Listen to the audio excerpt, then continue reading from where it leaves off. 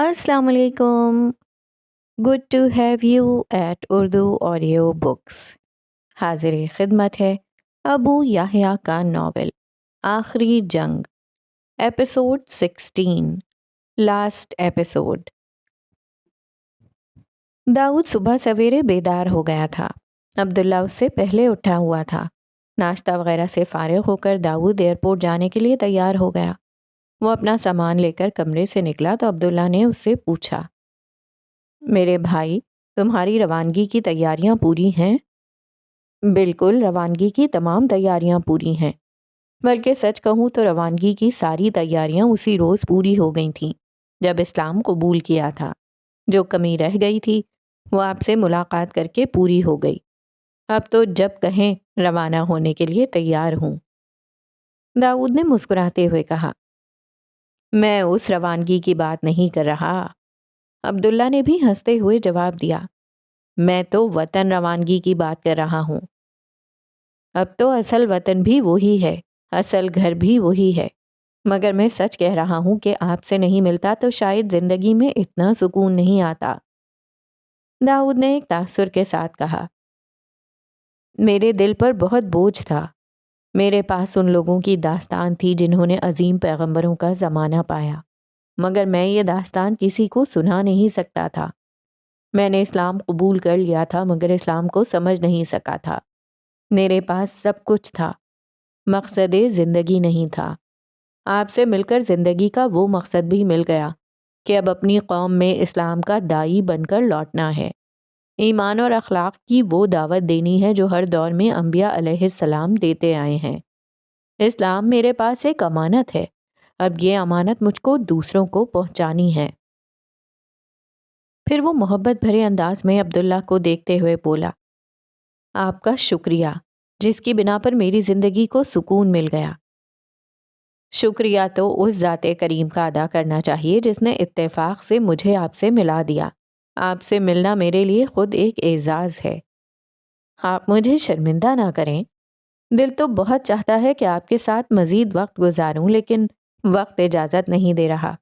इसलिए बस अब इजाज़त दीजिए। असल मकसद रवानगी से कबल आपको देखना था, मिलना था, सो मिल लिया। अब फ्लाइट का वक्त हो रहा है।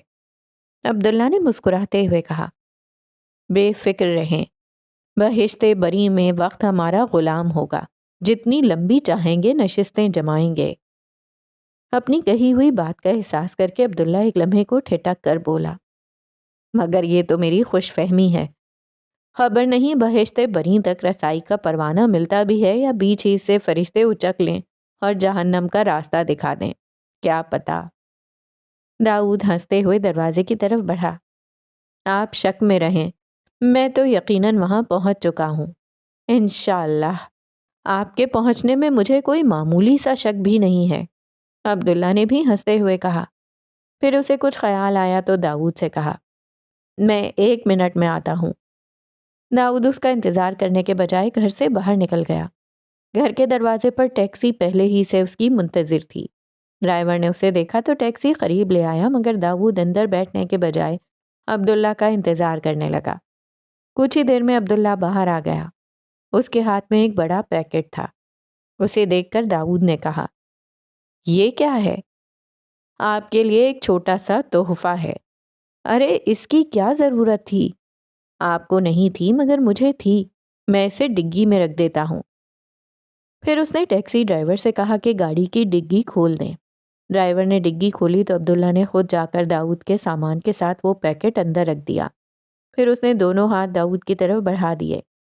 दाऊद अब्दुल्ला के सीने से लग गया और दोनों हाथ जोर से उसकी कमर के गिर्द हायल करके कहा, आपसे मिलकर जिंदगी का मजा आ गया। मेरा भी यही हाल है। जिस दौरान में अब्दुल्ला ये जुमला कह रहा था, एक मोटरसाइकिल जिस पर हेलमेट पहने हुए 2 अफराद सवार थे तेजी से उनके पास आकर रुकी। पिछली सीट पर बैठा शख्स उतरा। उसके हाथ में पिस्तौल था। अब्दुल्ला इस सब से बेखबर था। उसका रुख अपने घर की तरफ था, जबकि दाऊद, जिसका रुख खुली हुई गली की तरफ था, ये सब कुछ देख रहा था। एक लम्हे में उसे समझ में आ गया कि क्या हो रहा है और क्या होने वाला है। जैसे ही उस मुसल्लह शख्स ने हाथ फिजा में बुलंद करके अब्दुल्ला का निशाना लिया, داؤد پوری قوت سے عبداللہ کو لیتا ہوا زمین پر اس طرح گر گیا کہ عبداللہ زمین پر تھا اور داؤد اس کے اوپر۔ گولی چلی مگر نشانہ خطا چلا گیا۔ داؤد اور عبداللہ زمین پر گرے تھے مگر داؤد نے پوری طرح عبداللہ کو اپنے جسم کے نیچے چھپا لیا تھا۔ نشانہ باز اپنا پہلا فائر خطا جاتا دیکھ کر گھبرا گیا۔ اس نے پے در پے زمین کی سمت ان دونوں پر گولیاں چلانی شروع کر دیں اور پورا پستول خالی کر دیا۔ تمام کی تمام گولیاں داؤد کے جسم میں پیوست ہو گئیں۔ گولیاں ختم ہوتی ہی وہ شخص تیزی سے موٹر سائیکل پر بیٹھا اور تیزی سے وہ دونوں وہاں سے فرار ہو گئے۔ اس پورے عمل میں بمشکل چند لمحے ہی لگے ہوں گے۔ عبداللہ نے تیزی سے اپنے آپ کو داؤد کے نیچے سے نکالا۔ اس کے بہتے ہوئے خون سے زمین سرخ ہو چکی تھی۔ عبداللہ نے داؤد کا سر اپنی گود میں رکھا۔ اس کے چہرے پر کرب کے آثار تھے مگر ہونٹوں پر مسکراہٹ تھی۔ اس نے ٹوٹی ہوئی آواز میں کہا، میں جنت پہنچ گیا۔ عبداللہ نے تڑپ کر کہا، داؤد۔ داؤد کی سانس اکھڑی۔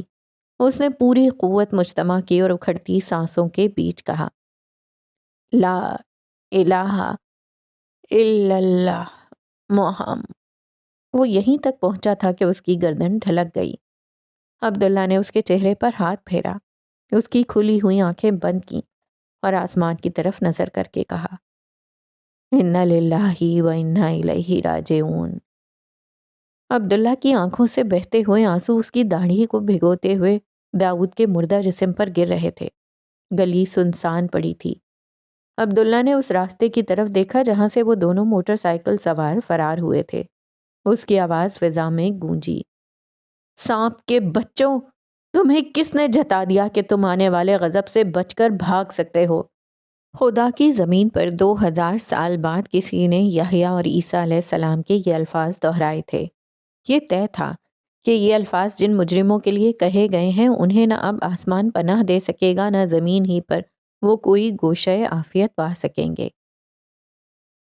رات آدھی سے زیادہ گزر چکی تھی۔ نیند نائمہ کی آنکھوں سے کوسوں دور تھی۔ عبداللہ بھی جاگ رہا تھا۔ نائمہ کا دل طرح طرح کے اندیشوں سے دہل رہا تھا۔ داؤد کی موت نے اس کو دہلا کر رکھ دیا تھا۔ اگرچہ وہ ذاتی طور پر اس کو نہیں جانتی تھی مگر عبداللہ نے جس طرح اس کا تعارف کرا رکھا تھا اور جو عبداللہ کی کیفیت تھی اس کا گہرا اثر نائمہ پر بھی ہوا تھا۔ خود عبداللہ بہت بے چین تھا۔ وہ بھی بستر پر لیٹا کروٹیں بدل رہا تھا۔ نائمہ نے اسے دیکھا اور بولی، آپ سو جائیں۔ میں کیسے سو جاؤں نائمہ؟ مجھے معلوم ہے آپ کو داؤد کا بہت صدمہ ہے لیکن یہ اللہ کا فیصلہ تھا، کیا کیا جا سکتا ہے؟ نائمہ، اللہ کا فیصلہ تو ابھی آئے گا، مجھے اسی سے خوف آ رہا ہے۔ جب اس طرح بے گناہوں کو مارا جائے تو پھر خدا کا قہر نازل ہوتا ہے۔ میں آپ کا حوصلہ توڑنا نہیں چاہتی مگر بہرحال مجھے آپ کی فکر ہے۔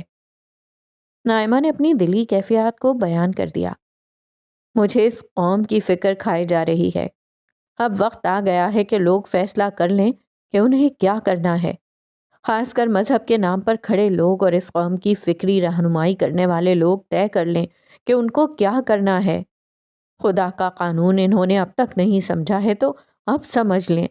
اب بھی انہوں نے اپنی روش نہیں بدلی تو خدا کی قسم یہاں 2 اینٹیں بھی سلامت نہیں بچیں گی۔ اس ملک میں اسلام کے نام پر اسلام کو بہت بدنام کیا جا چکا ہے۔ لوگ بدترین حرکتیں کرتے ہیں اور اسے آقائے نامدار رحمت للعالمین کی طرف منسوب کر دیتے ہیں۔ لوگ بدترین جرائم کا ارتکاب کرتے ہیں اور اس کی نسبت اللہ اور اس کے رسول کی طرف کر دی جاتی ہے۔ اس ملک کے قیادت کو اچھی طرح معلوم ہے کہ اسلام کو کس طرح بدنام کیا جا رہا ہے مگر ان کو کوئی احساس نہیں۔ خدا کی قسم اب ان لوگوں کو اپنی غلطی کا احساس کرنا ہوگا ورنہ ایک دفعہ پھر یروشلم کی داستان دہرا دی جائے گی۔ یہ کہتے ہوئے عبداللہ کے چہرے پر بے پناہ اضطراب تھا۔ وہ بستر سے اٹھا اور کمرے سے باہر نکلنے لگا۔ نائمہ نے پوچھا، آپ کہاں جا رہے ہیں؟ تم سو جاؤ، میں اسٹڈی میں ہوں۔ زاریوس، منایوس اور سوگویال خاموش سے بیٹھے ہوئے تھے، سر تا پیر سیاہ چوغوں میں ملبوس۔ ان کا انداز گواہی دے رہا تھا کہ وہ سخت مضطرب ہیں۔ زیادہ دیر نہ گزری تھی کہ سردار اپنی نشست پر ظاہر ہو گیا۔ اس کی موجودگی کا احساس ہوتے ہی وہ تینوں کھڑے ہو گئے۔ سردار اپنی نشست پر بیٹھا اور اشارے سے ان کو بھی بیٹھنے کے لیے کہا۔ کچھ دیر خاموشی کا وقفہ رہا اور پھر زاریوس کی آواز بلند ہوئی۔ سردار کا اقبال بلند ہو، آپ کو زحمت دینے کا سبب یہ اطلاع دینا تھی کہ… زاریوس ایک لمحے کو رکا۔ اس کی سمجھ میں نہیں آ رہا تھا کہ اپنی ناکامی کی اطلاع کس طرح سردار کو دے۔ وہ ہمت کر کے پھر بولا، دراصل آپ کو یہ اطلاع دینی تھی کہ… وہ یہیں تک پہنچا تھا کہ سردار کا ہاتھ بلند ہوا۔ زاریوس سہم کر خاموش ہو گیا۔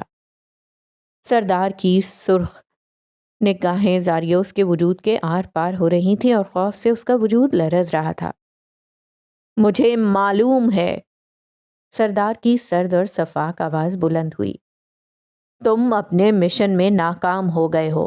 تم تینوں اپنے مشن میں ناکام ہو گئے ہو۔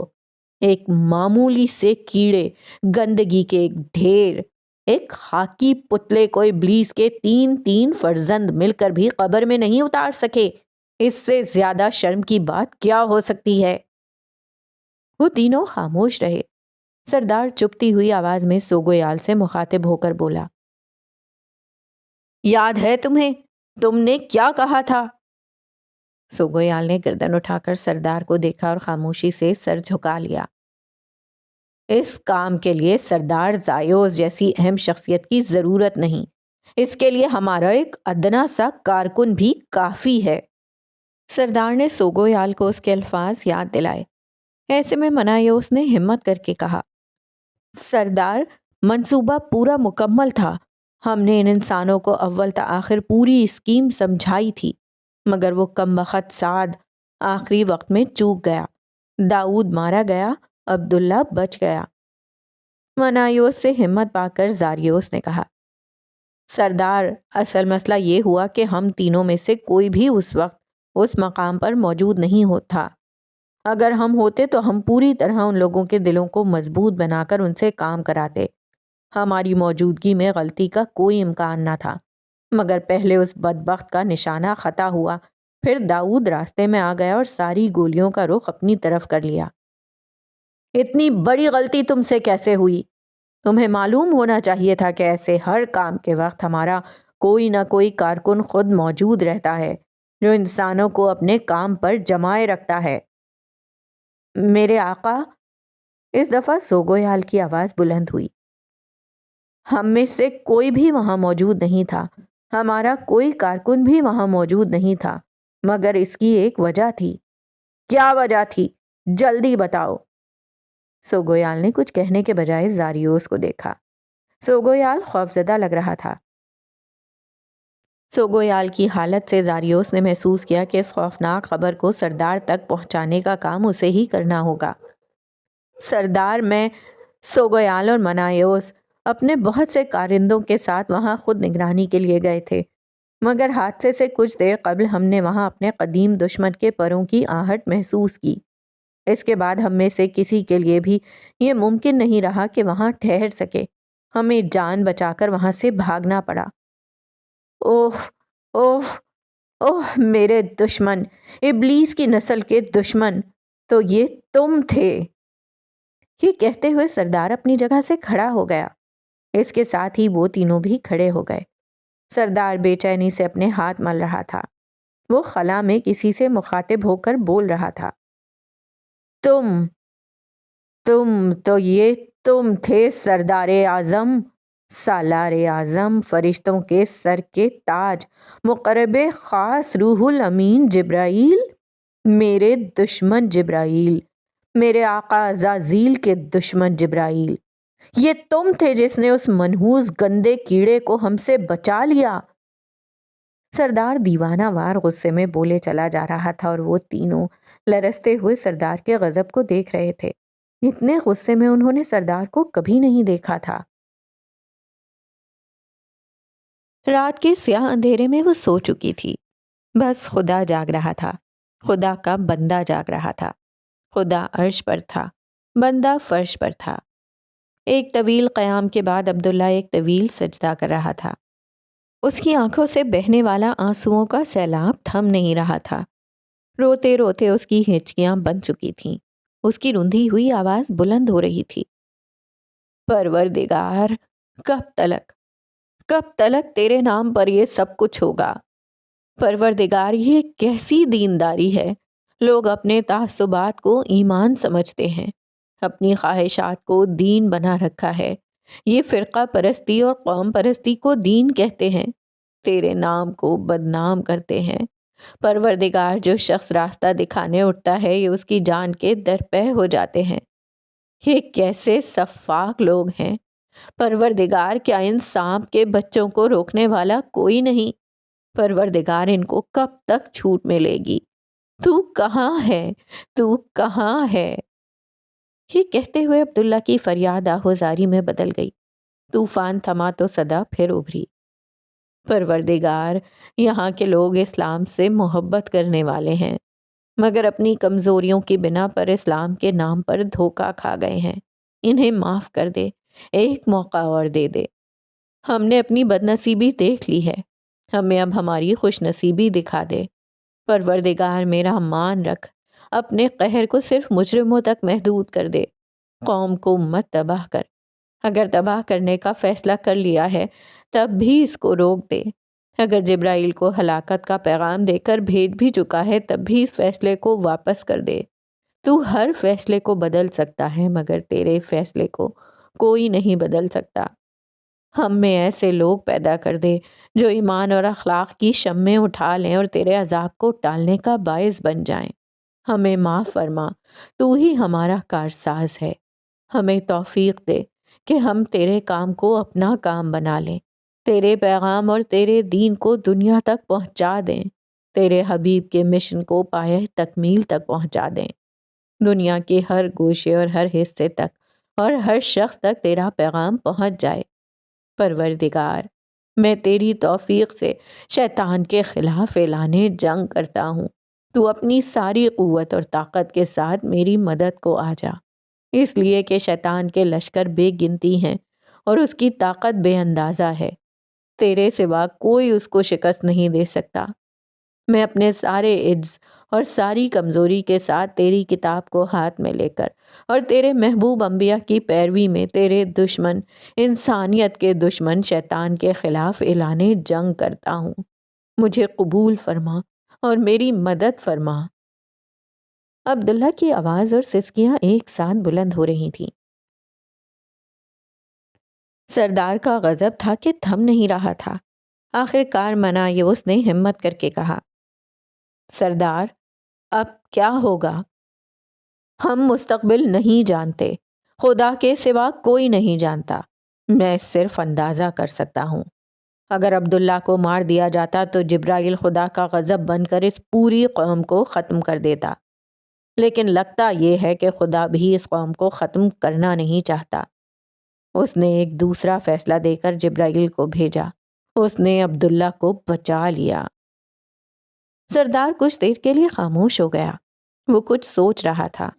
آخر کار اس کی آواز دوبارہ بلند ہوئی، نبیوں کی غیر موجودگی میں اس طرح جبرائیل کا زمین پر آنا کوئی معمولی بات نہیں ہے۔ وہ صرف اس معمولی کیڑے عبداللہ کو بچانے کے لیے بھی نہیں آیا۔ عبداللہ کی اتنی اوقات ہے ہی نہیں کہ جبرائیل صرف اس سے بچانے کے لیے زمین پر آئے۔ وہ یقیناً اور بھی بہت بڑے فیصلوں کے ساتھ ہی زمین پر اترا ہوگا۔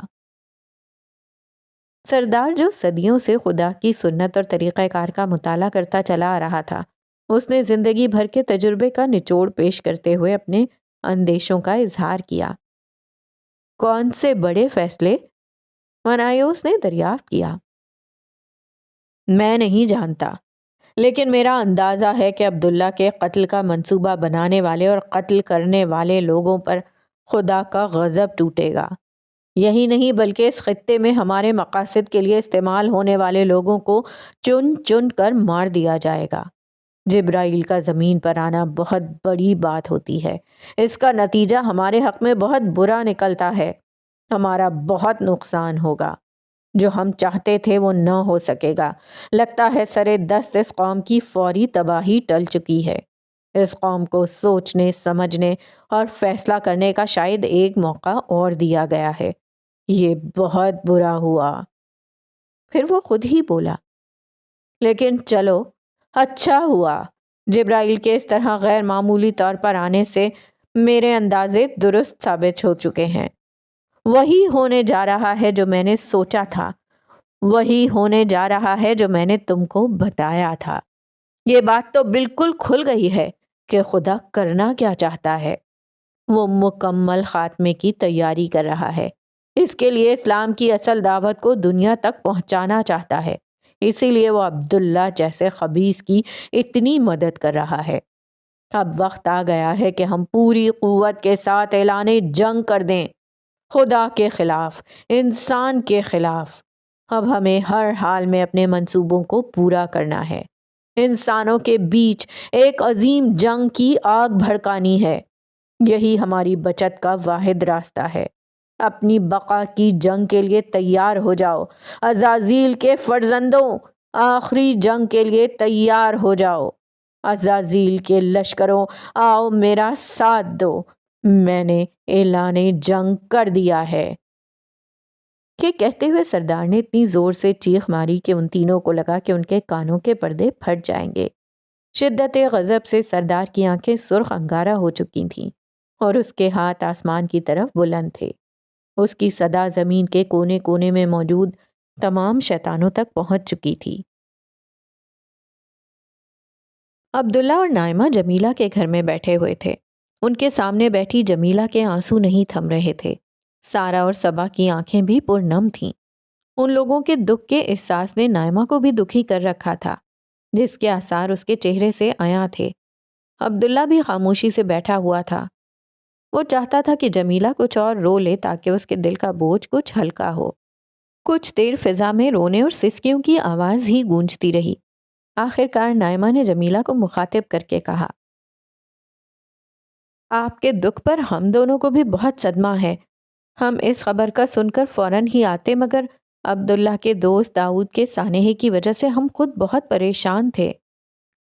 اس کی بات پر سارا نے عبداللہ سے مخاطب ہو کر کہا، عبداللہ بھائی، آپ کے دوست داؤد کے سانحے کا سن کر بہت افسوس ہوا۔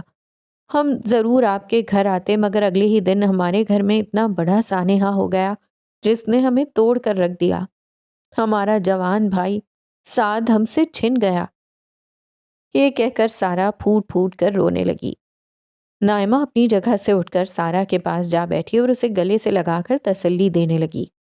اس کے حوصلہ دینے سے سارا کچھ بہتر ہو گئی تو نائمہ نے دریافت کیا، لیکن یہ حادثہ کیسے ہوا؟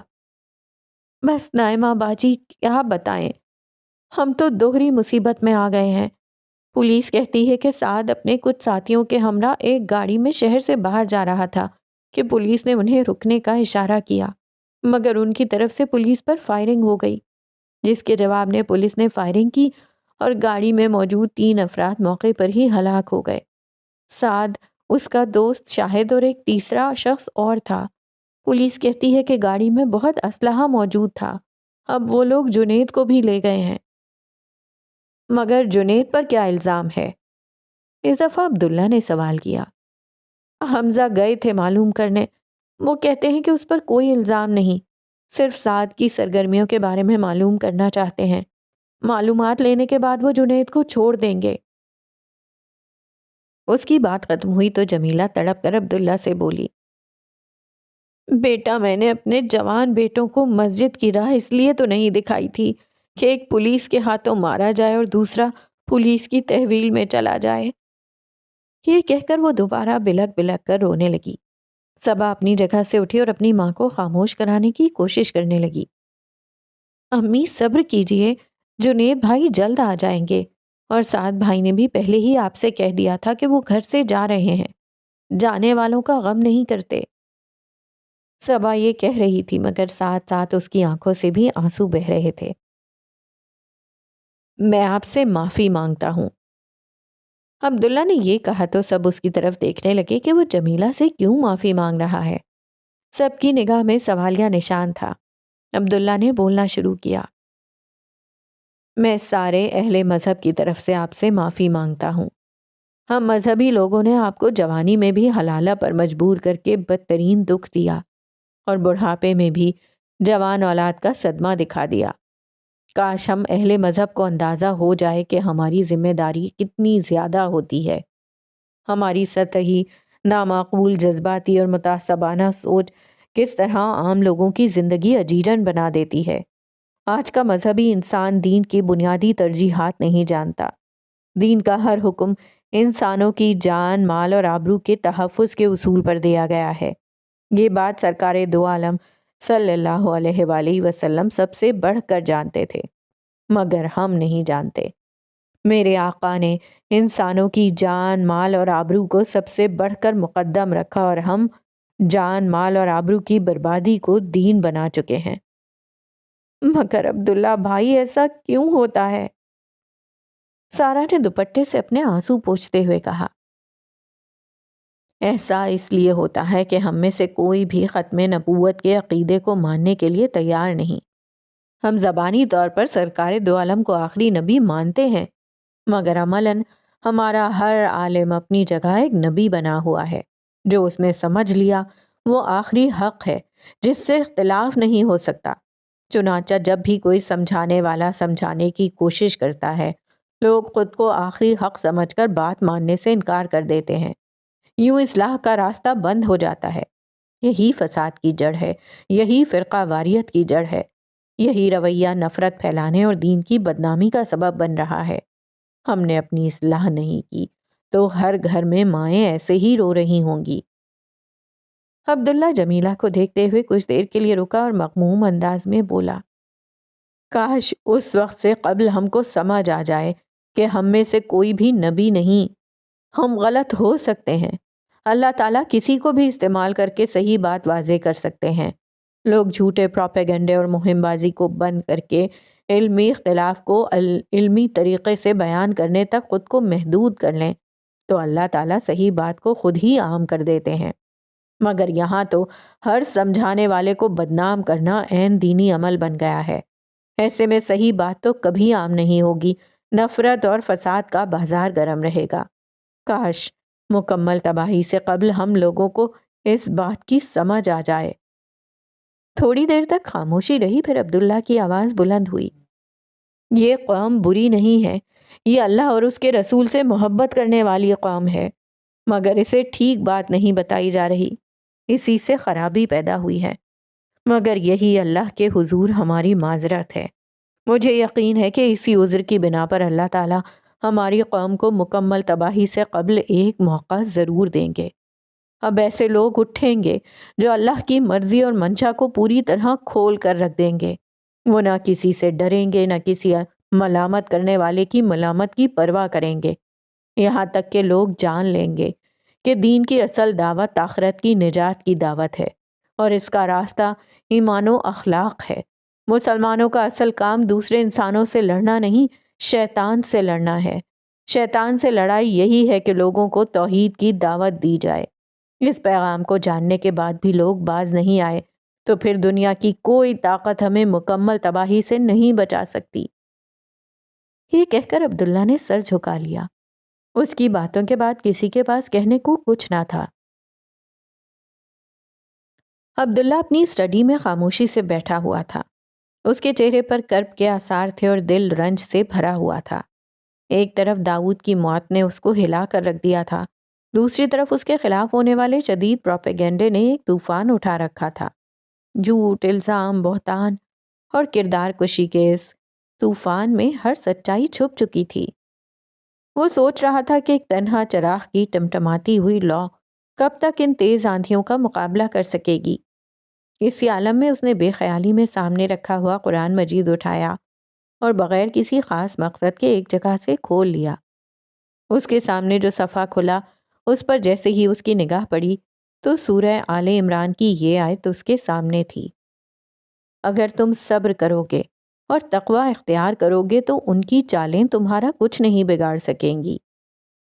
اس لمحے عبداللہ کو لگا کہ اللہ تعالیٰ نے اس سے مخاطب ہو کر خود یہ بات کہی ہو۔ اس کی آنکھوں سے آنسو بہہ نکلے۔ اس نے بے اختیار قرآن مجید کو اپنے سینے سے لگایا۔ اسے لگا کہ اس کے جلتے ہوئے سینے میں ٹھنڈک پڑ گئی ہے۔ وہ اسی حال میں تھا کہ اس کے فون کی گھنٹی بجی۔ نمبر اجنبی تھا، بلکہ ملک سے باہر کا تھا۔ عبداللہ نے فون پر السلام علیکم کہہ کر کال وصول کی۔ جواب میں انگریزی زبان میں مگر کچھ مختلف لہجے میں ایک نسوانی آواز آئی۔ کیا میں عبداللہ صاحب سے بات کر سکتی ہوں؟ جی، میں عبداللہ ہی بات کر رہا ہوں۔ سینیور، میں مارگریٹ بات کر رہی ہوں۔ ایک لمحے کے لیے عبداللہ خاموش ہو گیا۔ وہ اپنی یادداشت کھنگال رہا تھا کہ مارگریٹ کون؟ پھر مارگریٹ کے نام سے زیادہ سینیور کے الفاظ نے عبداللہ کی مدد کی۔ اس کے ذہن میں الحمرا آ گیا۔ اسپین کا سفر، داؤد سے ملاقات اور اس کے ساتھ الحمرا میں ملنے والی لڑکی مارگریٹ، جسے عبداللہ نے اسلام سے متعلق کتاب پڑھوائی تھی۔ کیسی ہیں مارگریٹ آپ؟ سینیور، کیا آپ مجھے پہچان گئے؟ جی سینیوریٹا، میں آپ کو پہچان گیا ہوں۔ سینیور، میں آپ کو کچھ بتانا چاہتی ہوں۔ جی بالکل، ضرور بتائیے، میں سن رہا ہوں۔ میں مسلمان ہو گئی ہوں۔ میں اللہ کی توفیق اور آپ کی مہربانی سے مسلمان ہو گئی ہوں۔ عبداللہ ایک لمحے کے لیے گنگ ہو گیا۔ اس کے لیے یہ خبر بالکل غیر متوقع تھی۔ سینیور، آپ سن رہے ہیں؟ جی میں سن رہا ہوں۔ آپ کو بہت بہت مبارک ہو۔ ہدایت کے راستے اور جنت کی منزل کی طرف بڑھنے والے قدموں پر سلام ہو۔ میرے آقا محمد رسول اللہ صلی اللہ علیہ وآلہ وسلم کی طرف سے اس راہ پر میں آپ کو خوش آمدید کہتا ہوں۔ شکریہ سینیور، میں آپ کو کچھ سنانا چاہتی ہوں۔ جی ضرور، میں سن رہا ہوں۔ اشہد ان لا الہ الا اللہ و اشہد ان محمد الرسول اللہ۔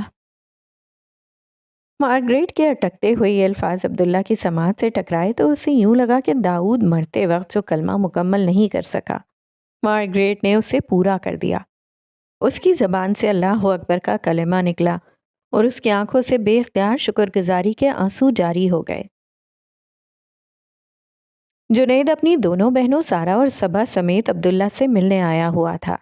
اس کا چہرہ اترا ہوا تھا۔ جوان بھائی کی موت نے اسے توڑ کر رکھ دیا تھا۔ اس نے عبداللہ کو بتایا کہ پولیس کے مطابق سعد اور مرنے والے دیگر لوگ دہشت گردی کی وارداتوں میں ملوث تھے۔ وہ جنید سے بہت کچھ پوچھتے رہے مگر وہ اپنے بھائی کی سرگرمیوں کے بارے میں زیادہ جانتا تھا، نہ ان کو کچھ بتا سکا۔ اس کی بات ختم ہوئی تو صبا نے سہمے ہوئے لہجے میں کہا، عبداللہ بھائی اب مجھے بہت ڈر لگنے لگا ہے۔ صبا بیٹا، تم ڈرو نہیں، اللہ سے مدد مانگو۔ جو اللہ سے مانگتے ہیں انہیں کوئی نقصان نہیں پہنچ سکتا۔ اس کی بات پر سارا بولی، عبداللہ بھائی ہم کیا کریں؟ ہم پر ایک کے بعد ایک مصیبتیں آئے جا رہی ہیں۔ مصیبتوں سے نجات پانا چاہتی ہو تو اللہ کی فوج میں شامل ہو جاؤ۔ اس وقت اسلام کے نام پر 1.5 ارب سے زیادہ لوگ کھڑے ہیں، مگر اپنی خواہشات اور تعصبات سے بلند لوگ ڈھونڈے سے نہیں ملتے۔ اگر تم ان سے بلند ہو جاؤ گی تو خدا کی فوج میں شامل کر لی جاؤ گی۔ ہر بادشاہ اپنی فوج کا خود خیال رکھتا ہے۔ اللہ کی فوج میں شامل ہوگی تو وہ غم اور دکھ کے ہر موقع پر تم کو بچائے گا اور تمہاری مدد کرے گا۔ مگر ہمیں کرنا کیا ہوگا؟ صبا نے گہرے جذبے کے ساتھ سوال کیا۔ انسان اور شیطان کے درمیان تاریخ کی آخری جنگ اب شروع ہونے والی ہے۔ اس جنگ میں شیطان کے ساتھ بے گنتی لوگ ہیں، مگر میرے آقا محمد صلی اللہ علیہ وآلہ وسلم تنہا کھڑے ہیں، آپ کے ساتھ کوئی نہیں۔ آج آپ فرقہ پرست مسلمانوں کی بھیڑ میں تنہا ہیں۔ یہ کہتے ہوئے عبداللہ کی آنکھیں نمناک ہو گئیں۔ وہ بولتا رہا، تم اپنی خواہشات اور تعصبات سے بلند ہو کر ان کے ساتھ جا کر کھڑی ہو جاؤ اور شیطان کے خلاف جنگ کرو۔ یہی اللہ کی فوج کا اصل کام ہے۔ مگر شیطان نظر نہیں آتا، ہم اس کے خلاف کیسے جنگ کریں؟ اس دفعہ سارا نے سوال کیا۔ شیطان نظر نہیں آتا مگر اس کے اثرات نظر آتے ہیں۔ وہ اللہ کے بندوں کو اللہ کی بندگی سے دور کرتا ہے۔ ہمیں اللہ کے بندوں کو دوبارہ اللہ کے قدموں میں لا کر ڈالنا ہے۔ اس کے لیے ان کو ایمان اور اخلاق کی دعوت دینا ہوگی۔ قرآن مجید کی تعلیمات کو دوسروں تک پہنچانا ہوگا۔ رسول اللہ صلی اللہ علیہ وآلہ وسلم کی سیرت اور اخلاق عالیہ کا عملی نمونہ بننا ہوگا۔ تم جہاں کہیں بھی کھڑی ہو وہیں پر سراپا ہدایت، سراپا روشنی بن جاؤ، تبھی شیطان کے اثرات کا خاتمہ ہوگا۔ اب بتاؤ، کون ہے جو شیطان کے خلاف اس جنگ کو لڑنے کا ارادہ کرتا ہے؟ عبداللہ کی بات ابھی پوری بھی نہیں ہوئی تھی کہ صبا پورے جوش کے ساتھ بولی، میں اٹھوں گی، میں لڑوں گی شیطان کے خلاف، میں ہوں اپنے نبی کے ساتھ۔ سارا نے بھی پرعزم لہجے میں کہا، میں بھی شیطان کے خلاف اس جنگ میں اپنے آقا کے ساتھ ہوں۔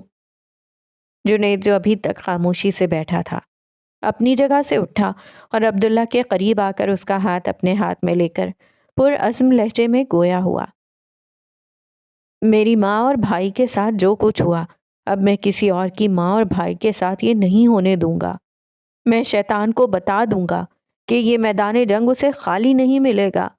میں اپنی موت تک شیطان سے جنگ کروں گا، میں ہوں اپنے نبی کے ساتھ۔ اس کی بات سن کر عبداللہ اپنی جگہ سے کھڑا ہو گیا اور اسے گلے لگاتے ہوئے بولا، اللہ اکبر! انسان نے شیطان کے خلاف اعلان جنگ کر دیا ہے۔ انشاءاللہ اب یہ جنگ شیطان کی مکمل شکست کے ساتھ ہی ختم ہوگی۔